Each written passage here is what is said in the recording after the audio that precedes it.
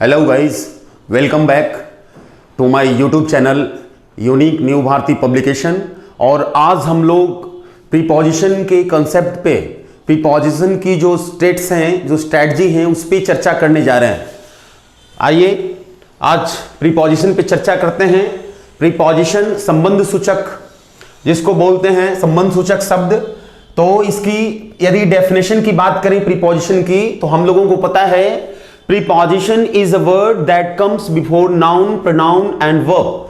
Preposition ऐसे शब्द होते हैं जो किसी नाउन, प्रोनाउन या वर्ब के पहले आता है and shows relation with another noun, pronoun and verb. और किसी एक नाउन, प्रोनाउन या वर्ब के पहले आकर के कोई दूसरे नाउन, प्रोनाउन या वर्ब के साथ रिलेशन को एक्सप्रेस करता है। आइए एग्जांपल से समझते हैं। करा ही सेड टू मी, उसने मुझसे कहा। माय डियर, यहां हमारा जो प्रीपोजिशन है ये हमारा टू है। प्रीपोजिशन जो है हमारा माय डियर यहां पे टू है। और देखिए टू प्रीपोजिशन हमारा क्या डिनोट कर रहा है, ये मी प्रीपोजिशन हमारा सर्वनाम के पहले, प्रोनाउन के पहले आया है। और उसने मुझसे कहा, तो मुझसे और उसने, ये ही और मी, इन दोनों के बीच में रिलेशन, दोनों के बीच में जो जोड़ने का काम किया, जो रिलेट करने का काम किया, वो हमारा टू प्रीपोजिशन किया। तो प्रीपोजिशन का यही काम है कि किसी एक शब्द के पहले आकर के किसी दूसरे शब्द के साथ उस शब्द का रिलेशन स्थापित करता है। यदि यहां से टू को हटा दिया गया हुआ होता तो ही सेड मी, इसका कोई एग्जैक्ट मीनिंग नहीं आ पाता। तो हमारा जो करेक्ट सेंटेंस है, ही सेड टू मी, उसने मुझसे कहा। यहां पे हमारा प्रोनाउन है, एक प्रोनाउन के पहले आकर के, और ये टू प्रीपोजिशन किसी दूसरे प्रोनाउन के साथ रिलेशन स्थापित करने का काम कर रहा है। He said to me. देखिए वर्ड जो है हमारा प्रीपोजिशन, पोजीशन का मतलब ही होता है स्थान, प्लेस।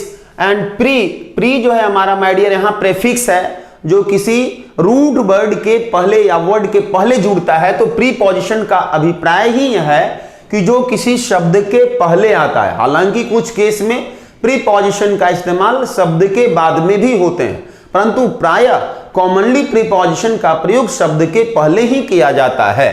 आइए सेकंड वाले हम एग्जांपल से समझते हैं। कह रहा है कि I have thought of starting the project, मैंने प्रोजेक्ट को शुरू करने को सोचा है। माय डियर, मैंने क्या किया है, सोचा है। क्या चीज करना, शुरू करना। तो शुरू करना भी हमारा वर्ब है, सोचना भी हमारा वर्ब है, और इन दोनों के बीच में संबंध स्थापित करने का काम कौन किया, तो ऑफ प्रीपोजिशन दोनों के बीच में संबंध स्थापित करने का काम किया। माय डियर, यहां हमारा जो ऑफ प्रीपोजिशन है एक वर्ब के पहले आया है और इस वर्ब के पहले आकर के दूसरे वर्ब के साथ संबंध स्थापित कर रहा है। नेक्स्ट वाले देखते हैं। कह रहा है कि there is a cat under the table. कह रहा है कि एक कैट है अंडर द टेबल, टेबल के नीचे। माय डियर, द टेबल जो हमारा यहां पे वर्ड है, नाउन है, मतलब प्रीपोजिशन अंडर जो है नाउन के पहले आया है और इस नाउन का संबंध किसी दूसरे नाउन से दिखा रहा है अंडर। वो कौन है नाउन हमारा, अ कैट। मतलब अंडर है, नीचे है, टेबल के नीचे है। क्या चीज है जो टेबल के नीचे है, तो वो है हमारा कैट। तो कैट और टेबल के बीच में रिलेशन दिखाने का कौन काम किया, हमारा अंडर। नेक्स्ट यदि देख लेते हैं। कह रहा है कि आई सॉ ब्लैक कोबरा, मैंने एक ब्लैक कोबरा देखा। ठीक है। इन द कॉर्नर, कहां देखा, तो ब्लैक कोबरा को मैं कॉर्नर में देखा। तो कॉर्नर जो हमारा, इन द कॉर्नर, ये हमारा नाउन है। नाउन के पहले प्रीपोजिशन लगा हुआ है जो आगे वाले नाउन से रिलेशन दिखा रहा है। मतलब अ black cobra in the corner, corner में काला कोबरा, काला कोबरा और हमारा ये कॉर्नर, दोनों के बीच में रिलेशन इन स्थापित किया। आगे फिर हमारा ऑफ प्रीपोजिशन आ रहा है my dear, of the room, room के। अब देखिए ऑफ जो आ रहा है द रूम शब्द के पहले आ रहा है, नाउन के पहले आ रहा है। तो अब देखिए इस नाउन का रिलेशन द कॉर्नर के साथ है। रूम का कॉर्नर, कॉर्नर जो है किसका है भाई, तो रूम का है। तो रूम से संबंध है इस कॉर्नर का। तो इस कॉर्नर और रूम के बीच में संबंध दिखाने का काम किया हमारा ऑफ, और ऑफ द कॉर्नर और कोबरा के बीच में रिलेशन दिखाने का काम किया इन। तो माय डियर, ये स्पष्ट हो रहा है एग्जाम्पल से, बिल्कुल एग्जाम्पल इस चीज को क्लैरिफाई कर पा रहा है कि प्रीपोजिशन जो है हमारा एक वर्ब, प्रोनाउन या नाउन के पहले आकर के किसी दूसरे वर्ब, नाउन या प्रोनाउन के साथ संबंध दिखाने का काम करते हैं। दोनों के बीच में अधिकार, स्वामित्व या जोड़ को, संबंध को, रिलेशन को व्यक्त करने का काम करते हैं। आइए, सबसे बड़ी जो समस्या होती है, जो सवाल मन में पैदा होता है कि प्रीपोजिशन तो बहुत हैं, तो हम कितने प्रीपोजिशन के बारे में समझें या कितना प्रीपोजिशन को जानें। तो माय डियर, हम लोगों को यह स्पष्टता पता होना चाहिए कि प्रीपोजिशन बहुत नहीं है। प्रीपोजिशन फिंगर्स काउंटेड है, ये उंगली पे गिना हुआ है। प्रीपोजिशन की संख्या फिक्स्ड है। The number of prepositions is definite, certain and fixed. कह रहा है कि प्रीपोजिशन की जो संख्या है फिक्स्ड है। आइए आज उन तमाम प्रीपोजिशन को एक नजर देखते हैं और फिर बारी बारी से उन तमाम प्रीपोजिशंस का हम लोग यूज, उसकी एप्लीकेशन सीखेंगे, उसका केस को समझेंगे। तो माय डियर, ये जितने भी हमारा यहां पे वर्ड लिखा हुआ है, ये तमाम हमारे प्रीपोजिशन है। इससे अलग हट करके कोई प्रीपोजिशन नहीं है। प्रीपोजिशन की संख्या इतना ही है।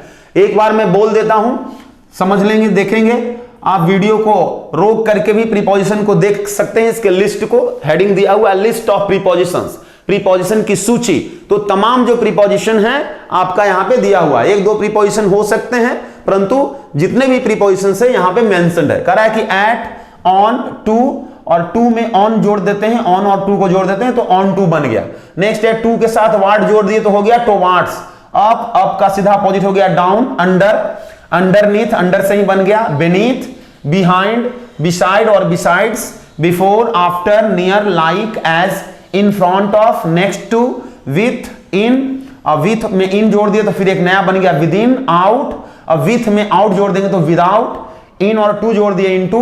Back, opposite, for, since, from, of, of, through, through out, across, below, round, around, above, upon, over, against, between, among, amongst, amid, amidst, in spite of, despite, because of, instead of, except, by dint of, inside, outside, along, alongside, includingly, excludingly, about, beyond, approx, by, till, unto, during, notwithstanding। तो मूलतः ये जितने भी शब्द हैं हमारे prepositions के श्रेणी में आते हैं और यही प्रीपोजिशंस है। इन्हीं का यूज हम लोगों को जानना है, इन्हीं तमाम शब्दों का एप्लीकेशन समझनी है। आइए, मैं इंग्लिश भाषा साहित्य का, अंग्रेजी भाषा साहित्य का दो सबसे सुपर प्रीपोजिशंस जिसको बोला जाए, मतलब जो एज यूजुअली सब जगह और सबसे ज्यादा जिसका यूज होता है जिस प्रीपोजिशंस का, उन दो प्रीपोजिशंस का मैं एक्सप्लेनेशन आप लोगों के बीच रख रहा हूं, प्रस्तुत कर रहा हूं। ध्यान से समझिएगा, यह फिगर ही आपको स्पष्ट करेगा कि प्रीपोजिशन में क्या बताना चाह रहे हैं, क्या कहना चाह रहा है प्रीपोजिशन। माय डियर, ये जो ग्रीन का पार्ट है वो एट के लिए है और यहां पे जो हमारा ऑन, ये जो पार्ट है डिफरेंट कलर का, ग्रीन से अलग कलर का जो पार्ट है, बैगनी रंग का जो पार्ट है, ये हमारा ऑन के लिए है। बारी बारी से समझेंगे। देखिए, इस पार्ट में इधर जो है ये क्या चीज को दिखा रहा है, इधर प्लेस को डिनोट कर रहा है। ये हमारा जो लेफ्ट साइड का जो पार्ट है प्लेस को डिनोट कर रहा है। राइट साइड का जो माय डियर पार्ट है, 1 मिनट प्लीज, देखिए ऊपर वाला में दोनों एक दूसरे का अपोजिट है। आइए बारी बारी से हम लोग समझते हैं। देखिए एट, एट में क्या क्या कह रहा है कि एट टाइम को भी डिनोट करता है और प्लेस को भी डिनोट करता है। एट प्रीपोजिशन जो है समय को भी दिखाता है और प्लेस को भी दिखाता है। तो एट जो है किस किस प्रकार के टाइम को डिनोट करेगा, तो टाइम ऑफ क्लॉक, घड़ी का समय, जैसे 5 बजे, 4 बजे, पौने 5 बजे, 5:15 बजे, 5:30 बजे, 5:10, 5 बजने में 10 मिनट देर, 5:15, इस तरह का टाइम ऑफ क्लॉक, घड़ी के जितने भी प्रकार के घड़ी के समय को बोला जा सकता है, उन तमाम टाइमिंग वर्ड को डिनोट करने के लिए एट का प्रयोग होगा, उसके पहले एट अप्लाइड होगा। नेक्स्ट है एज, किसी भी व्यक्ति वस्तु के एज को डिनोट करने के लिए, एज को एक्सप्रेस करने के लिए एट प्रीपोजिशन का प्रयोग होगा। नेक्स्ट कह रहा है माय डियर, क्रिसमस, ईस्टर और न्यू ईयर, ये तीनों ही क्या है, टाइप ऑफ हॉलीडे है, लेकिन इसके साथ डे शब्द नहीं जुड़ा हुआ होना चाहिए। मतलब ऐसा नहीं होना चाहिए कि क्रिसमस डे या ईस्टर डे या न्यू ईयर डे, डे शब्द जुड़ा हुआ नहीं होना चाहिए। डे वर्ड एक्सक्लूडिंगली होना चाहिए इन शब्द के साथ, इंक्लूडिंगली नहीं, जुड़ा हुआ नहीं होना चाहिए। तो इन तीनों शब्दों के पहले एट प्रीपोजिशन का प्रयोग करेंगे। नेक्स्ट है टाइम ऑफ डे, दिन का समय, time of day less than 2 hours, मतलब पूरे दिन रात का जो समय होता है, जैसे सुबह से देख लिया जाए तो सबसे पहले होता है हमारा डॉन। डॉन का मतलब होता है DAWN, डॉन मीन्स भोर का समय। उसके बाद हो गया मॉर्निंग, मॉर्निंग के बाद नून का समय हुआ, देन आफ्टरनून का समय हो जाता है। नेक्स्ट हो जाएगा हमारा क्या चीज, इवनिंग। और इवनिंग और आफ्टरनून के बीच का एक टाइम होता है जिसको बोलते हैं डस्क, DUSK, डस्क। डस्क मतलब होता है गोधूली वेला। इवनिंग हो गया, इवनिंग के बाद हमारा नाइट हुआ, मिडनाइट हुआ। तो ये सब जितने भी हैं क्या है, टाइम ऑफ डे है। पूरे दिन रात का जो भिन्न भिन्न प्रकार का दिन रात को अलग अलग नामों से समय से संबोधित किए, उसी को टाइम ऑफ डे बोलते हैं।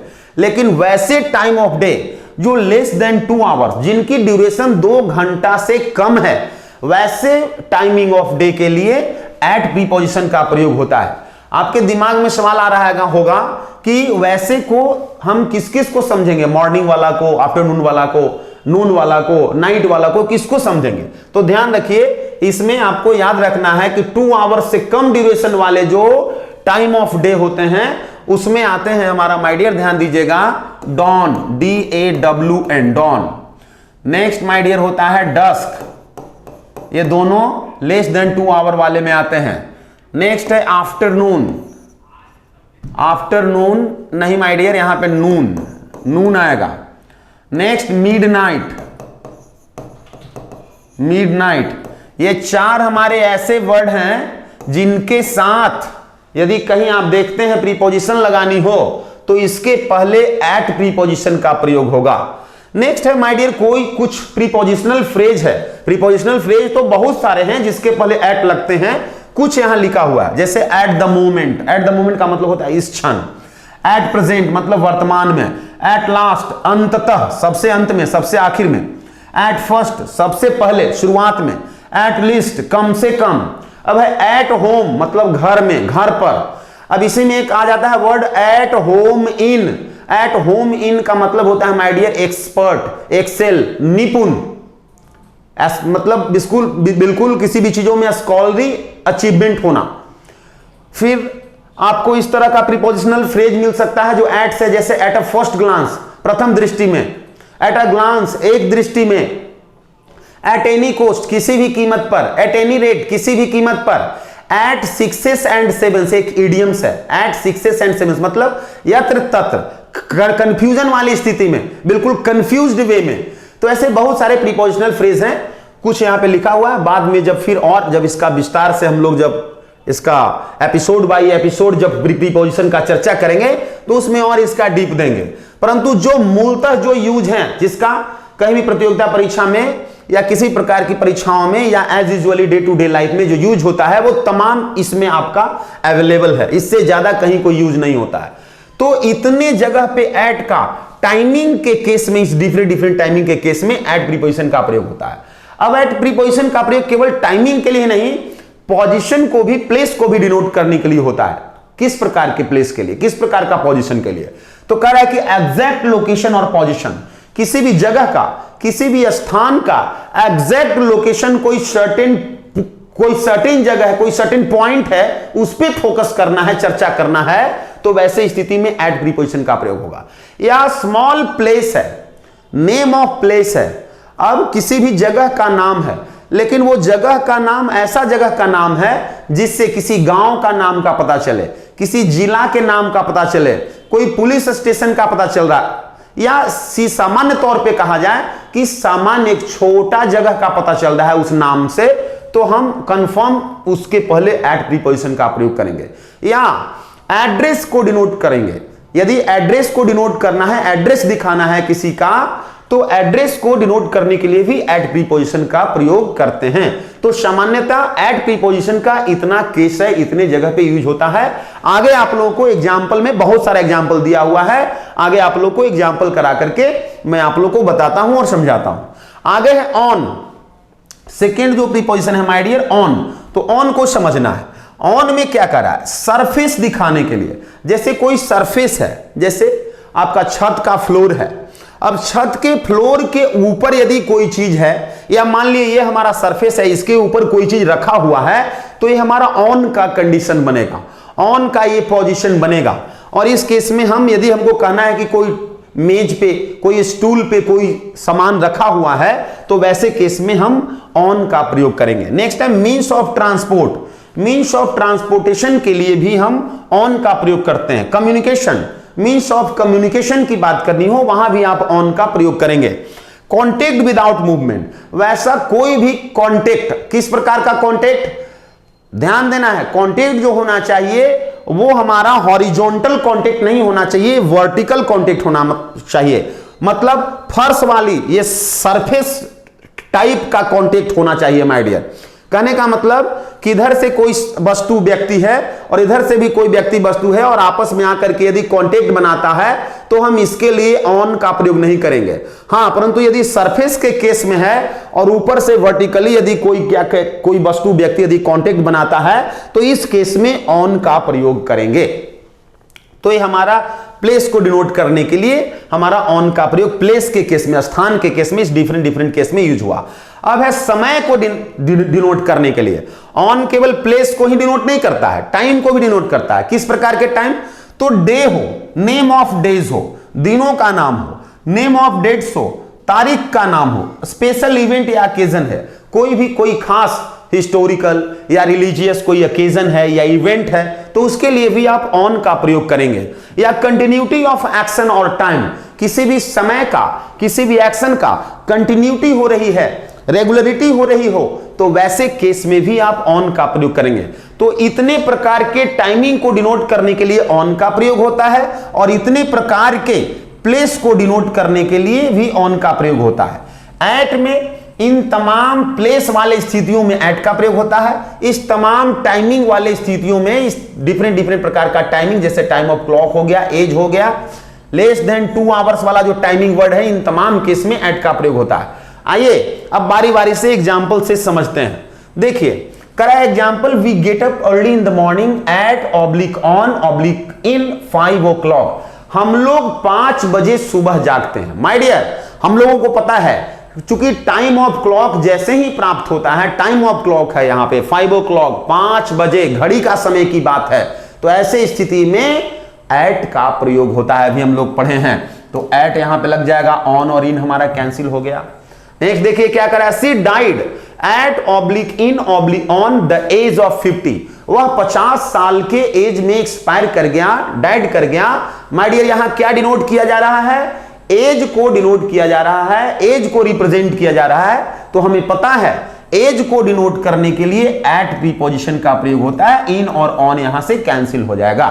आगे देखते हैं, at in on the early stage of the construction of the bridge. एक पुल बन रही है, पुल के निर्माण के अर्ली स्टेज में ही, शुरुआती आयु में ही, शुरुआती स्टेज में ही इट वाज कोलैप्स्ड। वो क्या हो गया, कोलैप्स्ड कर गया, ढर गया।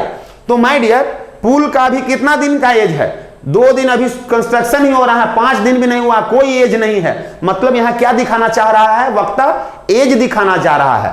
ब्रिज का एज मतलब शुरुआती एज में ही, शुरुआती में ही, जवानी काल में ही कोलैप्स कर गया। तो एज को डिनोट करने के लिए माय डियर एट का प्रयोग होता है। यहां इन और ऑन हमारा इनकरेक्ट हो जाएगा। नेक्स्ट कह रहा है, we will go for a picnic at on in the new year. कह रहा है कि नए साल के मौके पे हम लोग पिकनिक के लिए प्रस्थान करेंगे, जाएंगे। अभी हम लोग चर्चा की है माय डियर कि जब ईस्टर, न्यू ईयर या क्रिसमस हॉलीडे की चर्चा हो, उसमें डे शब्द नहीं जुड़ा हुआ हो, तो वैसे केस में एट प्रीपोजिशन का प्रयोग करते हैं। तो यहां पे एट प्रीपोजिशन लगेगा हमारा, ऑन और इन क्या हो जाएगा, कैंसिल हो जाएगा। नेक्स्ट देखते हैं, at on in list you should have respected him. कह रहा है कि कम से कम आपको उनका सम्मान करना चाहिए था। यू शुड हैव रिस्पेक्टेड, आपको सम्मान करना चाहिए था, हिम उनका, कम से कम आपको करना चाहिए था उनका सम्मान। माय डियर, ये एट लीस्ट हमारा क्या है, प्रीपोजिशनल फ्रेज है, एट लीस्ट, नहीं कि ऑन लिस्ट या in list, at least. Next है, दे केम हियर, वे लोग यहां आए, at oblique in oblique on afternoon every day. कह रहा है कि वे लोग यहां प्रत्येक दिन आफ्टरनून को आते हैं। माय डियर, आफ्टरनून क्या है, आफ्टरनून हमारा ऐसा डे ऑफ टाइम है, टाइम ऑफ डे है, मतलब पूरे दिन का वैसा समय है जो क्या है, 2 घंटा से कम का इसका टाइमिंग होता है। तो ऐसे केस में एट प्रीपोजिशन का प्रयोग करेंगे, इन या ऑन का प्रयोग नहीं करेंगे। देखिए यहां नून है, नून, तो नून का जो टाइम का जो ड्यूरेशन होता है 2 घंटे से कम का होता है। नून किसको बोलते हैं? आफ्टरनून का समय किसको बोलते हैं? आफ्टरनून का जो समय होता है हमारा 12-1 बजे का जो समय होता है, 12 बजे से 2 बजे का जो समय होता है, वही हम उसी को आफ्टरनून बोलते हैं। तो इसका जो ड्यूरेशन है टाइमिंग का वो 2 या 2 से कम घंटा का है, तो इस केस में एट का प्रयोग होता है, हम लोग वो लिखते हैं। अब है इवनिंग, तो इवनिंग का जो केस होता है my dear in the evening लिखते हैं, एट इवनिंग नहीं लिखते हैं, चाहे एट द इवनिंग नहीं लिखते हैं, इन द इवनिंग। इसलिए चूंकि इवनिंग का जो समय होता है वो 3 बजे से लेकर के और 6 बजे तक के शाम का समय को इवनिंग कहते हैं। मॉर्निंग है तो सुबह मतलब 5, 5:30, 6 बजे से लेकर के 9, 10, 11 बजे तक का जो समय होता है, 11:30 बजे तक का जो समय होता है उसको मॉर्निंग बोलते हैं। तो इसका जो टाइमिंग का जो ड्यूरेशन है 2 घंटा से ज्यादा है। तो इसलिए ये बात ध्यान रखिएगा कि डे ऑफ टाइम में, डे वाला जो टाइम है, डे का दिन रात के समय को जो डिफरेंट नामों से जो पहचानते हैं, तो उसमें जिसका 2 घंटा से ज्यादा वाला ड्यूरेशन है, जैसे याद रख लीजिए इवनिंग, मॉर्निंग, नाइट, इस केस में हम क्या यूज करते हैं? तो इन का प्रयोग करते हैं। और हमारा डस्क है, डॉन है, आफ्टरनून है, नून है, इस केस में हम लोग क्या चीज का प्रयोग करते हैं? एट का प्रयोग करते हैं। एक चीज ध्यान रखिएगा, नाइट ऐसा टाइम ऑफ डे है, night word NIGHT, night, night word ऐसा टाइम ऑफ डे है इन तमाम शब्दों में जिसके पहले एट का भी प्रयोग होता है और इन का भी प्रयोग होता है। परंतु ध्यान रखना है, इन लगेगा तो लिखना पड़ेगा the, in the night. At लगेगा तो द नहीं लगेगा माय डियर, सीधा लगेगा एट नाइट। आइए कह रहा है कि my coaching is located at on in the 2nd floor of Ganpati complex. मेरी कोचिंग जो है गणपति कॉम्प्लेक्स के दूसरे तल्ले पर है, दूसरे फ्लोर पे है। यहां पे क्या दिखाया जा रहा है? किसी भी चीज का एग्जैक्ट पोजीशन, एग्जैक्ट लोकेशन दिखाया जा रहा है, एड्रेस दिखाया जा रहा है। तो एड्रेस के केस में, एग्जैक्ट लोकेशन के केस में माय डियर एट शब्द का प्रयोग होता है, एट प्रीपोजिशन का प्रयोग करते हैं। ऑन और इन हमारा कैंसिल हो जाएगा। नेक्स्ट देखते हैं, कह रहा है कि आई लिव एट रामकृष्णा नगर, कंकड़बाग, पटना। मैं पटना के कंकड़बाग के रामकृष्णा नगर में रहता हूं। माय डियर पटना एक बहुत बड़ा शहर है। अब उस शहर में एक खास कॉलोनी की बात हो गई, कंकड़बाग। कंकड़बाग में भी एक खास कॉलोनी, एक खास मोहल्ला की बात हो गई, वो रामकृष्णा नगर। तो रामकृष्णा नगर क्या है? एक स्मॉल प्लेस है, ये नेम ऑफ प्लेस है, लेकिन हमारा नेम ऑफ प्लेस जो है वो क्या है? लार्ज एरिया नहीं है, एक छोटा एरिया, एक स्मॉल एरिया की बात हो रही है। तो स्मॉल एरिया के केस में, स्मॉल प्लेस के केस में माय डियर एट शब्द का प्रयोग करते हैं, या इसको एड्रेस का भी, एड्रेस भी मान सकते हैं। रामकृष्णा नगर, कंकड़बाग, पटना, पटना के कंकड़बाग के रामकृष्णा नगर में रहते हैं, तो ये एक एड्रेस है। तो दोनों ही केस में एट हमारा लगेगा, एट जो हमारा प्रीपोजिशन लगा हुआ है सही है। इस केस में ऑन या इन शब्द का प्रयोग नहीं कर सकते हैं। कह रहा है कि Sam Sharma is standing at on in the main gate. कह रहा है कि कोई शर्मा जी, यहां सम का मतलब कुछ नहीं है, यहां हमारा इंडेफिनिट डेमोन्स्ट्रेटिव प्रोनाउन है सम। सम जो है डेमोन्स्ट्रेटिव प्रोनाउन है। कोई शर्मा जी मेन गेट पे खड़े हैं, तो यहां क्या दिखाना है माय डियर? मेन गेट हमारा क्या है? मेन गेट जैसे कोई बिल्डिंग है, कोई हमारा कॉम्प्लेक्स है, कोई अपार्टमेंट है, उसका एक एग्जैक्ट पॉइंट है। मेन गेट सब जगह, सब सारे जगह, पूरे जो हमारा एरिया है सबको मेन गेट नहीं कहेंगे, वो एक एग्जैक्ट लोकेशन है, एग्जैक्ट पॉइंट है। तो एग्जैक्ट पॉइंट के केस में माय डियर एट प्रीपोजिशन का प्रयोग करेंगे, और इन हमारा क्या हो जाएगा? रॉन्ग हो जाएगा। कह रहा है कि ही लिव्स एट ऑब्लिन ऑन हाजीपुर। कह रहा है कि वो हाजीपुर में रहते हैं। हाजीपुर क्या है? हाजीपुर हमारा जो है एक छोटा शहर का नाम है, एक जिला का नाम है, एक जो है असेंबली कंस्टिट्यूएंसी का नाम है, एक छोटा प्लेस है, कोई बहुत बड़ा, कोई लार्ज एरिया वाला प्लेस नहीं है। तो ऐसे केस में एट का प्रयोग करेंगे, इन ऑन हमारा कैंसिल होगा। नेक्स्ट कर रहा है कि they were on in at duty. वे लोग ड्यूटी पे हैं, ध्यान दीजिएगा। कह रहा है कि वे लोग ड्यूटी पे हैं, तो यहां क्या है? एक्शन हो रहा है, यहां पे एक्टिविटी हो रहा है। कोई व्यक्ति है, कुछ लोग हैं जो अपना काम कर रहे हैं, ड्यूटी पे हैं, मतलब वो अपना जो उनका काम है, जो उनका जॉब है, वो जॉब में लगे हुए हैं। तो यहां क्या है? कंटिन्यूटी ऑफ एक्शन, काम की कंटिन्यूटी है, काम की रेगुलरिटी है, टाइम जो है ऑन है, काम जारी है। तो जारी एक्शन को, जारी क्रिया को दिखाने के लिए ऑन प्रीपोजिशन का प्रयोग करते हैं। अभी हम लोग चर्चा किए थे कि ऑन प्रीपोजिशन का प्रयोग करते हैं। देखिए continuity of action, continuity of action के लिए ऑन प्रीपोजिशन का प्रयोग करते हैं। आइए ध्यान देते हैं। तो कंटिन्यूटी ऑफ एक्शन के लिए माय डियर ऑन प्रीपोजिशन का प्रयोग करेंगे। इन और एट हमारा कैंसिल हो जाएगा। नेक्स्ट देखते हैं, switch on in at the fan please. कृपया कर फैन को क्या कर दीजिए, ऑन कर दीजिए। तो माय डियर यहां क्या दिखाया जा रहा है, फैन को इन नहीं करेंगे, ऐड नहीं करेंगे, ऑन करेंगे। मतलब फैन का जो फंक्शन है वो क्या हो जाएगा, कंटिन्यू हो जाएगा। वो टाइम की जो कंटिन्यूटी है वो क्या हो जाएगा, स्टार्ट हो जाएगी। तो इस कंटिन्यूटी को एक्सप्रेस करने के लिए टाइम का, फंक्शन का, एक्शन का ऑन प्रीपोजिशन को का प्रयोग करते हैं, का इस्तेमाल करते हैं। Correct, there is a cell phone on oblique at in the table.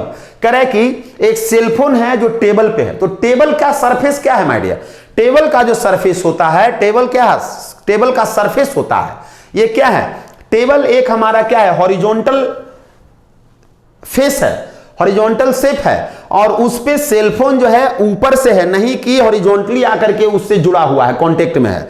ऊपर से हमारा वर्टिकल उससे कांटेक्ट में है। तो माय डियर कोई भी दो व्यक्ति या वस्तु वर्टिकली किसी पे कांटेक्ट बनाता है विदाउट मूवमेंट का, कांटेक्ट विदाउट मूवमेंट। अब यहां सेलफोन जो है हमारा टेबल पे जो रखा हुआ है, टेबल पे जो है सेलफोन मूवमेंट थोड़े ना कर रहा है, सेलफोन टेबल पे डांस थोड़े ना कर रहा है, सेलफोन टेबल पे आ रहा है, जा रहा है, थोड़े ना दौड़ थोड़े ना रहा है। यहां पे सेलफोन जो हमारा टेबल से कांटेक्ट में है, सेलफोन ऐसा नहीं है कि टेबल हमारा यहां है और सेलफोन यहां ऐसे ऊपर में लटका हुआ है हवा में, ऐसा कुछ नहीं है। सेलफोन जो है कांटेक्ट में है हमारा टेबल से विदाउट मूवमेंट, क्योंकि ये हमारा नॉन लिविंग है। तो ऐसे केस में जब वर्टिकली दो चीजों का कांटेक्ट हो रहा है, ध्यान रखें हॉरिजॉन्टली नहीं माय डियर, जब वर्टिकली दो चीजों का कांटेक्ट हो रहा है विदाउट मूवमेंट, बिना मूवमेंट का, मोशनलेस कंडीशन में, तो वैसे स्थिति में ऑन प्रीपोजिशन का प्रयोग करेंगे। तो यहां पे हमारा ऑन हो गया, एट और इन कैंसिल हो गया। नेक्स्ट आप लोग समझ पा रहे होंगे। तो आप लोगों को आज एट और इन बिल्कुल स्पष्टता समझ में आ रही होगी। आशा करता हूं ये वीडियो आप लोगों के लिए काफी जो है किसी प्रकार के एग्जाम के लिए फायदेमंद होगा, काफी आप लोगों को इससे सीखने के लिए मिला होगा। यदि आप हमारे चैनल को अभी तक सब्सक्राइब नहीं किए हैं तो आप लोग, आशा करता हूं इस चैनल को सब्सक्राइब करेंगे, जिससे एक से एक प्रकार का वीडियो जिससे आपको मिलता रहेगा। इसी तरह से अभी हम लोगों को प्रीपोजिशन के बारे में और बहुत सारा डिस्क्रिप्शन देना है।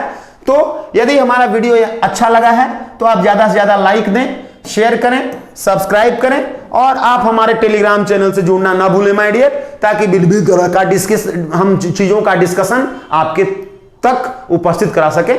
धन्यवाद।